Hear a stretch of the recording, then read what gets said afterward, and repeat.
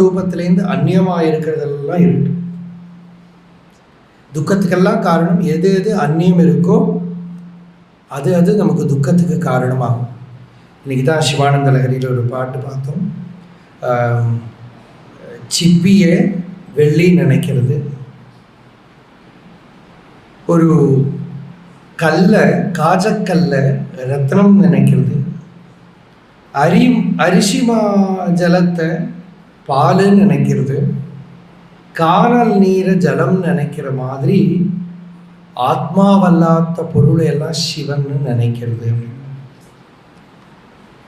ஆத்மாவிலிருந்து அந்நியமான வெளியில இதுதான் பகவானும் இருந்தொழில் உனை விடுத்து அடுத்திட தெய்வம் இருட்டினை விளக்கெடுத்து அடுத்திடலே கான் அப்படின்னு உள்ள இருந்து விளங்கின்னு இருக்கு ஒரு மகா பிரகாசம், ஒரு சித் பிரகாசம்.